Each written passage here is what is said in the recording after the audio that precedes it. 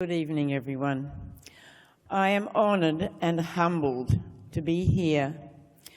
I thank the Goldman Environmental Foundation for the honour they have bestowed upon me.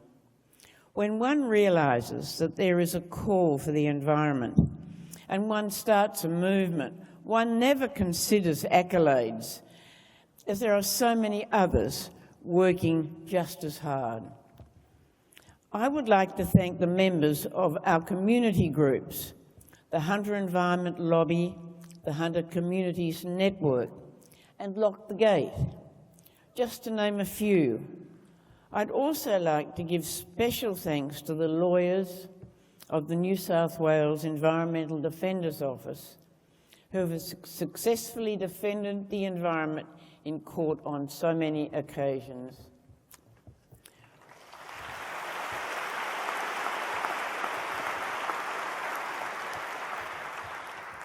Water is life. Without it,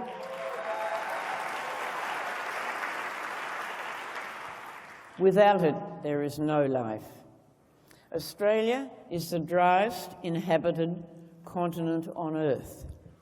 Many hundreds of farmers totally rely on underground water from wells and bores for their animals and irrigation.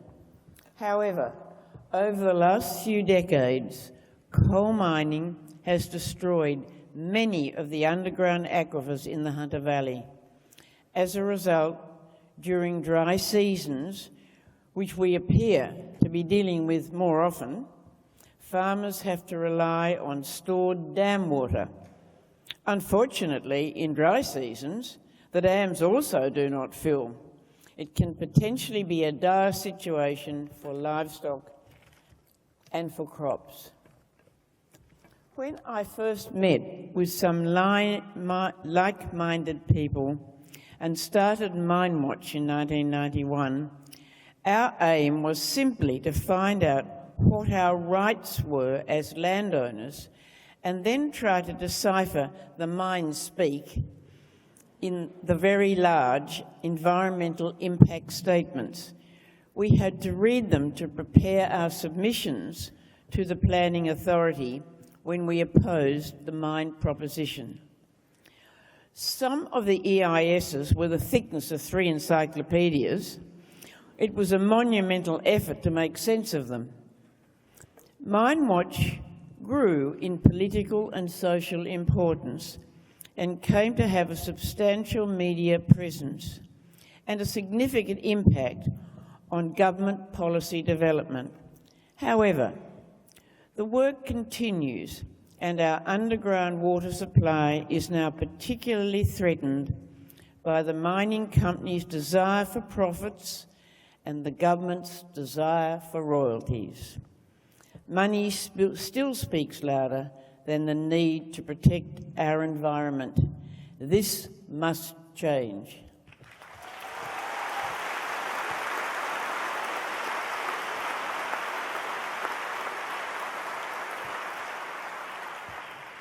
This award today marks a recognition of the importance of the attempts to preserve our environment. Many other people have also worked to protect and reclaim our beautiful land and water.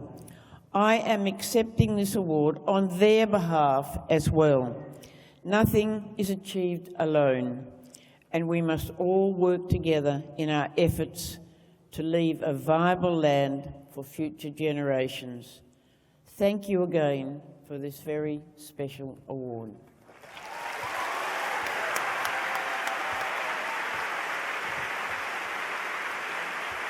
Congratulations.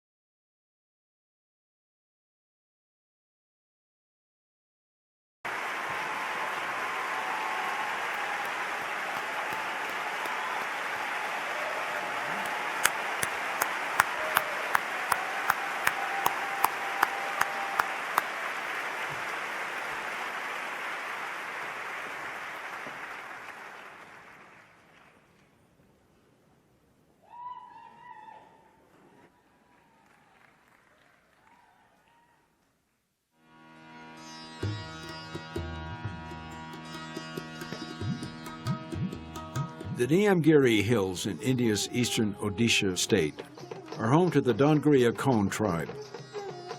For generations, these indigenous people have lived sustainably from the natural abundance of the forest.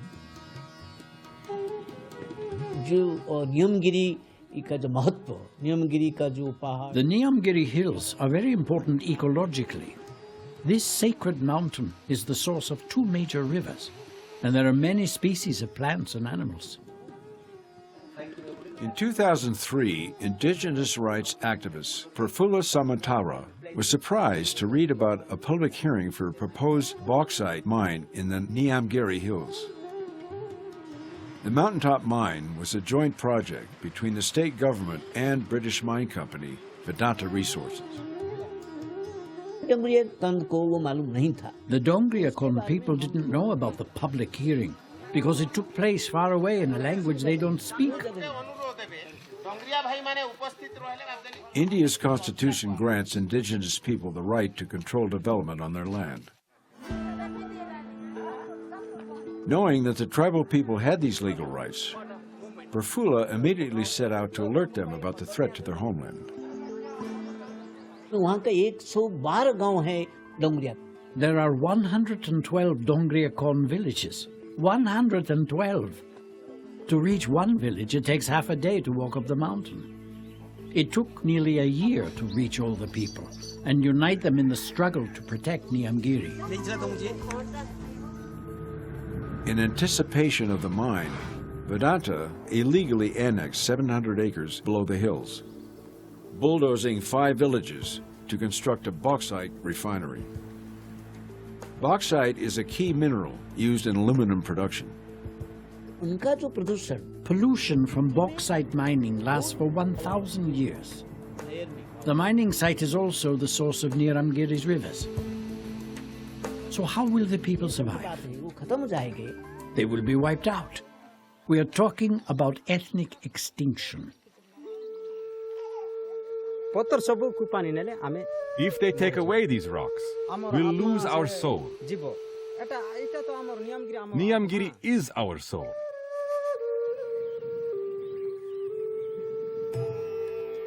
Prafulla, who has degrees in law and economics, partnered with public interest lawyers and filed a petition with the Supreme Court, challenging the mine on environmental, human, and tribal rights violations. Prafulla then helped the tribes organize a united resistance against Vedanta. Anashan, hunger strike. There were rallies, hunger strikes, and protests. People came from all over the country and formed a human chain that went around the mountain. Police? The police repeatedly tried to repress us on behalf of Vedanta. We were attacked and beaten, but we were committed to a completely non-violent protest. Prafulla is a non-compromising activist. So needs first, not the greed, is the principle that the Mahatma Gandhi brought into the Indian politics as well as economy. Is something that he sticks to. Almost a decade after Prafulla's initial filing, the Supreme Court issued an historic decision, reaffirming the rights of indigenous people. The Dongria Kondh voted unanimously to reject the mining project. These problems may come like Niyamgiri. This is very important decision. If it is applied throughout the country, it will benefit actually the poor people, the tribals who have been living in the forest areas for centuries. By protecting the tribal people, we protect nature. This is our greatest responsibility, so we can stop the destruction of climate change. For outstanding environmental achievement for Asia, the 2017 Goldman Environmental Prize is awarded to Prafulla Samantara, Odisha, India.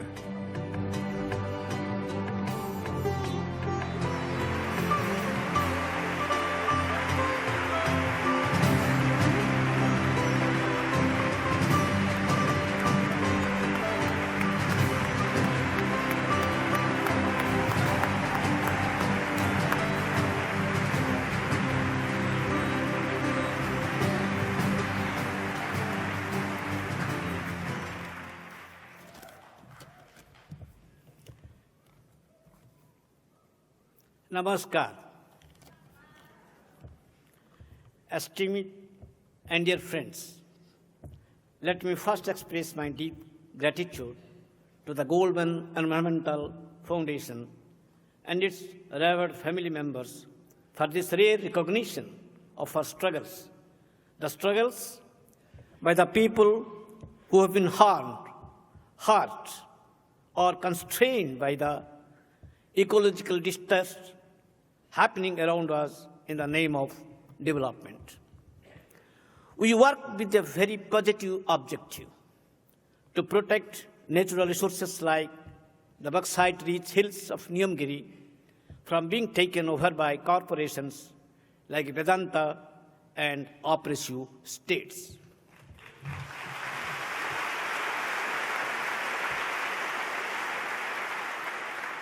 Our sole purpose is to sustain ecological resources and Mother Earth by liberating development from the clutches of extractive and polluting industries and protect the livelihoods of tribal communities, farmers, forest dwellers, and traditional fisherfolk.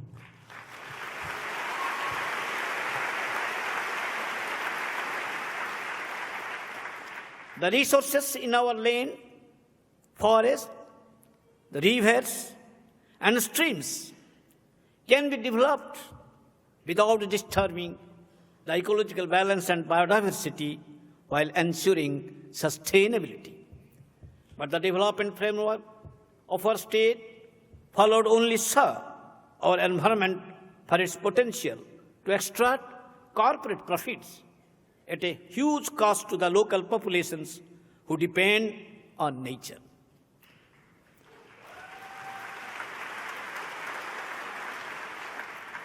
Our struggle is simple to say, loud and clear, no such an undemocratic and unjust model of capitalism which is the cause of global warming and climate change.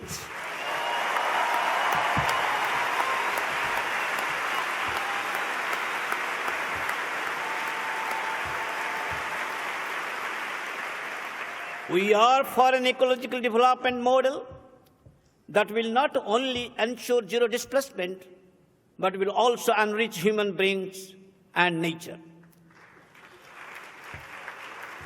We are for a development model that addresses climate change and ensures the continuity of a human civilization.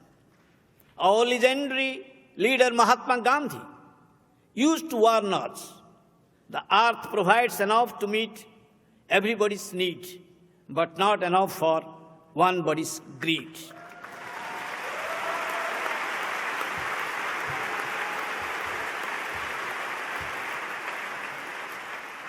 The rich nations and rich people everywhere in the world have a moral responsibility of reducing high consumption.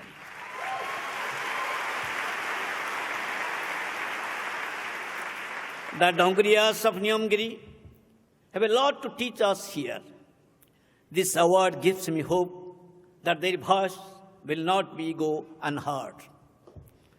My appeal to tonight's honored guests is to join our campaign to protect and conserve nature and people's rights to freely and peacefully access to nature.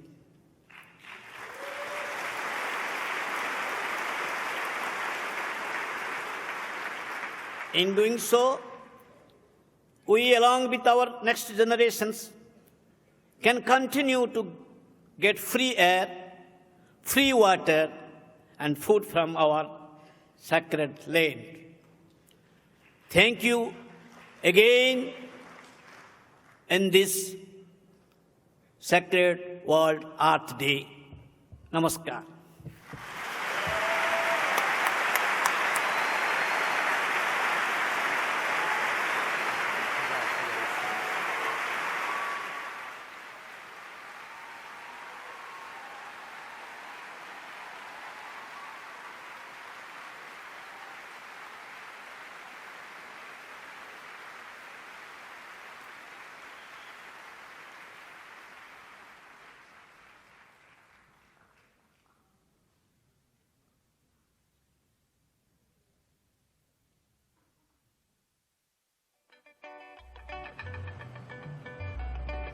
The glitz and glamour of Hollywood isn't that far from the working class communities of East Los Angeles. These neighborhoods are home to generations of Latino families. Despite what a lot of people's perceptions are of East LA, this is definitely a hard-working, family-driven community. Mark Lopez learned about the importance of community involvement at the feet of his activist grandparents. My family's been here since the 50s. My daughters are fourth generation. This is the community we've built, the community we're responsible for, the community we fight for. The people of East LA have been living in the shadow of Exide's battery recycling plant for more than 3 decades. And the aim of the facility was to get the lead out that was inside those old batteries to make new batteries. So it sounds like a great type of recycling operation, right? But the fumes from the lead in the batteries would go up the stack and out into the community. And in that process, release lead dust into the air to the tune of 7 million pounds. This widespread blanket of pollution resulted in extremely elevated lead levels in the children living here, contributing to health issues as deadly as cancer. We actually had to go door to door knocking to inform residents of what was happening and get them to sign up to get their homes tested because the state wasn't taking that on. In addition to this community outreach, Lopez organized protests and testified at government panels demanding soil testing. And people have told me, oh, you know Mark's mad when he smiles really big. It makes me really angry.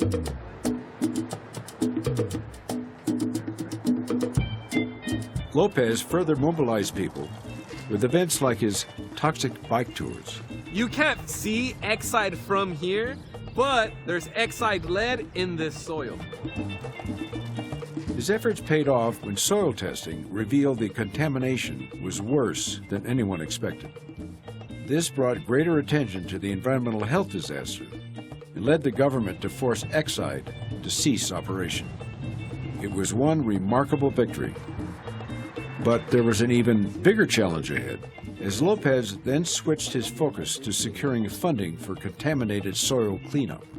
We worked with Mark and with the community group that he represents, the East Side Yards, and we took a busload of about 50 community residents to Sacramento. Less than a month after that trip, that's when the governor announced that he was going to put forward $176 million. But we know that the cost of cleanup is above $350 million. This is our Flint, Michigan. There's never been a cleanup of this magnitude. In the area the state is currently looking at, we're talking about 10,000 residential properties. Lopez continues his work passionately involved in protecting and fighting for his community and his growing young family. Thinking about my daughters, Chole and Luna, I want them to understand that they have a responsibility to ensure that our communities are safe, that our communities are healthy. For outstanding environmental achievement for North America, the 2017 Goldman Environmental Prize is awarded to Mark Lopez, Los Angeles, California.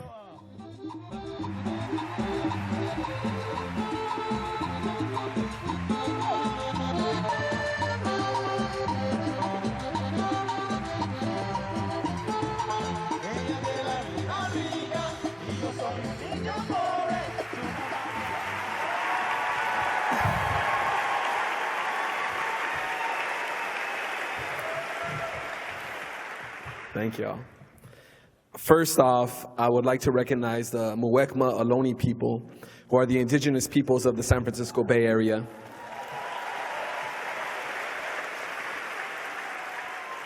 And the Tongva Gabrielino, who are the indigenous people of the Los Angeles area.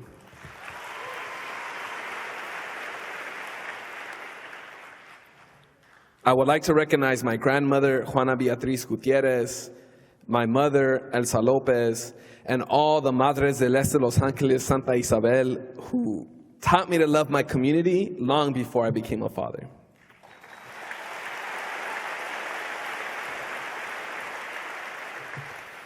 I would also like to recognize my partner, Dr. Floriboc Lopez, and our daughters, Chole and Luna, who are here with us tonight, for filling me with the love that sustains my contributions to our communities. I love you. My earliest memories are in the movement. Building community is our culture.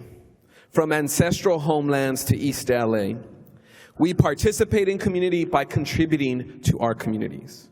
Our ethics of collectivism, cooperation, and humble dignity are how we build movement, how we defend our communities, how we create vision and turn our wildest dreams of justice and love into realities in our homes, on our blocks, and in our barrios.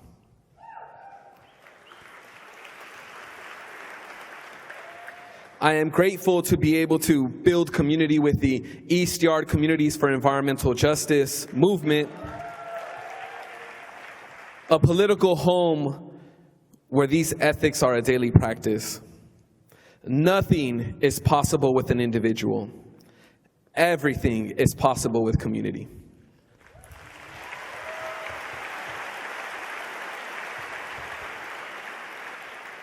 In community, we'll continue to defend East LA and Southeast LA from the exile-led still in countless homes and the agencies that failed us. We will continue building the struggle against the Tesoro oil refinery impacting West Long Beach and threatening to become the West Coast's largest oil refinery by processing tar sands. We will continue building the struggle against incinerators in Long Beach, Commerce, and Stanislaus, California, who are in Sacramento this very moment, resting their heads after a long day of lobbying, pretending that burning trash in our communities is the same as solar and wind power.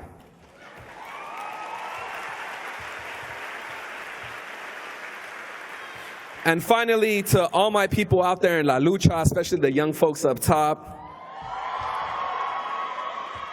whether you feel alone as Movimiento builds inside of you, whether you recognize it yet or not, or if you're already building with your squad, the struggle you start today is a struggle our babies don't have to start tomorrow.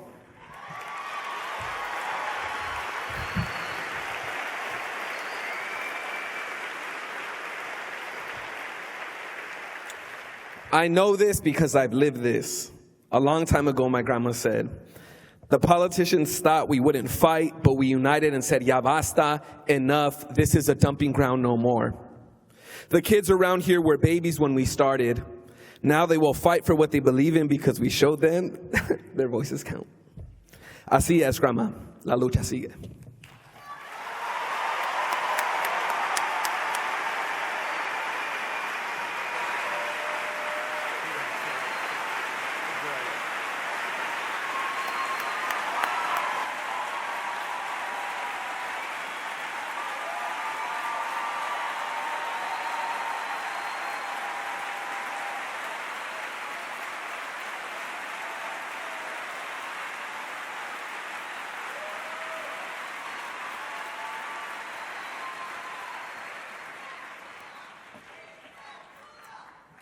Congratulations to the 2017 Goldman Prize winners. Aren't you inspired?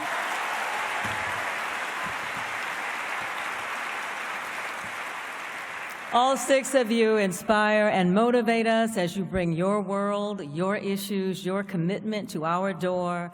And while the spotlight is momentary, your work lives on. Thank you. Thank you for your passion, your dedication, your efforts to protect this planet and its inhabitants, for people who are often voiceless.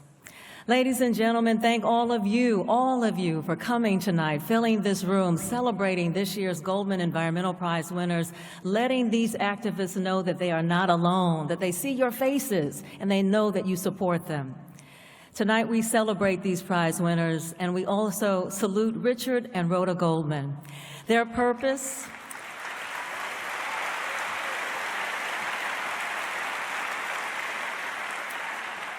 and their foresight almost 30 years ago, launched the world's most preeminent environmental award. What was true back in 1989 is even more relevant and even more urgent today. The prize has now recognized 181 environmental heroes from 86 countries all around the globe. Pretty amazing. Men and women who embody the Goldman's original vision, who personify that unique blend of perseverance and commitment and idealism as they work to create a more sustainable and peaceful planet for all of us. And we encourage you to please be sure to support tonight's recipients by calling attention to their work. Visit the Goldman Prize website. Take action in support of our grassroots environmental heroes. Share your inspiration on social media using the hashtag Goldman Prize. And as a reminder, we want you to please remain seated until the prize recipients have exited the theater tonight.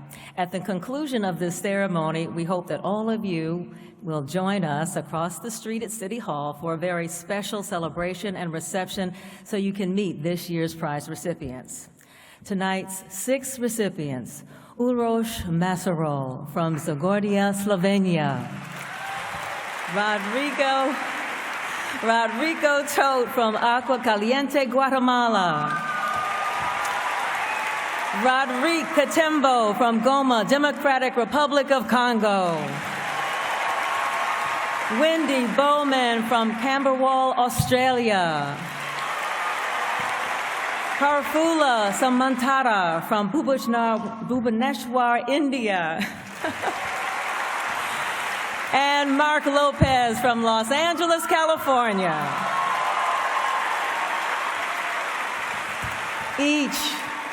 Each remind us in the most powerful and stunning way that daring to protect our world leads to real and lasting change that will benefit the generations to come. Please welcome back to the stage the 2017 Goldman Environmental Prize winners.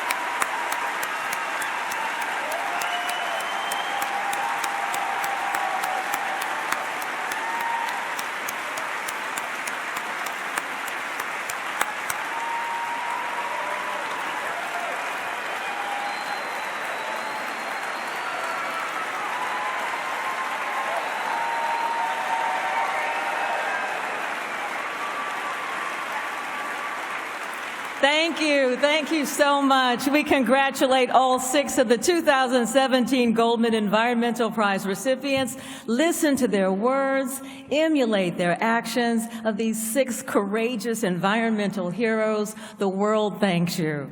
They are fighting every day for a just cause with conviction and commitment and courage, and it helps us all. Thank you.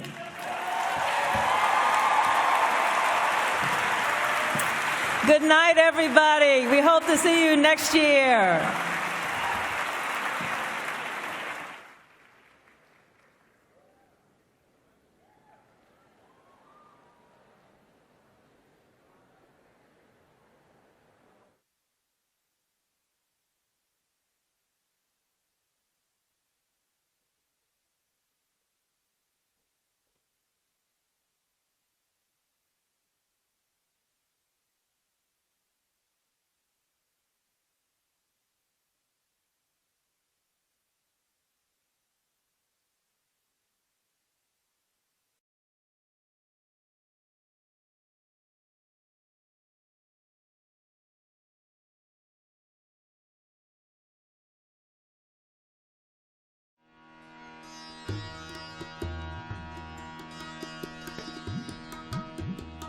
The Niamgiri Hills in India's eastern Odisha state are home to the Dongria Kondh tribe.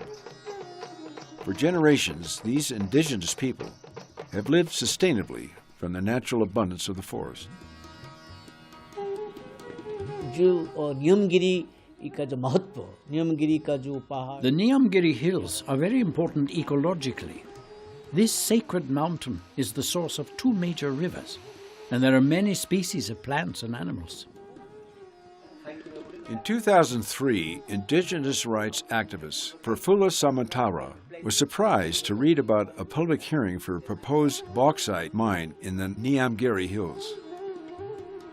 The mountaintop mine was a joint project between the state government and British mine company Vedanta Resources. Dongriya कंध को वो मालूम नहीं था. The Dongria Kondh people didn't know about the public hearing because it took place far away in a language they don't speak. India's constitution grants indigenous people the right to control development on their land. Knowing that the tribal people had these legal rights, Prafulla immediately